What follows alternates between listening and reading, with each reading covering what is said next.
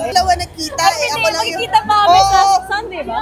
Oh my gosh. Yes, how are you? Well, how are you? Pasabog ng araw Diba? ko, taon. Nakita ko nga. So ano ba siya, Catherine nga? Ano bang, anong moniker niya ni Wala. James? Because this is like, yes, a surprise for everyone since they announced it kaninang lunchtime, I think. So, yeah, medyo ano na siya, for ilang months na din namin siya tinry itago, and now, yes, we're officially announcing it. I'll be doing a TV series with James Reid. So, it's not love team and all, more of partnership talaga siya because this is his comeback as well. And may mga iba bang kailangan silang abangan in the coming weeks kung sino pa ibang makakasama namin. Kanina nga, actually, it was Mama who told me kasi I was getting ready for the event. So, nung umalis na kami, parang sinabi niya, in-announce na nila. So, I checked it online, tapos nakita ko na rin, nakakatawa because everyone's excited. Medyo matagal na din since my last serye and also with James. So, very refreshing. Hopefully, maganda. Ang ganda-ganda ng concept na tong series na to. So, it's something na kailangan nilang abangan. What appealed to you nung inilatag sa'yo yung storya ng Dreamscape?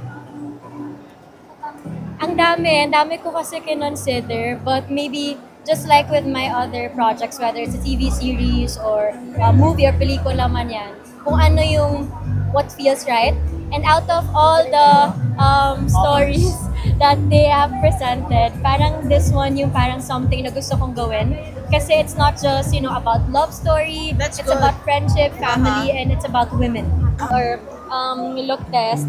Parang, grabe, who would have thought, diba, na after ilang years, we're both from different love teams, tapos now we're comeback niya rin, tapos wala, posible na talaga ngayon. So it's just exciting and it excites us even more na ang dami ng possibilities ngayon, whether from a different network or different love team before, walang imposible.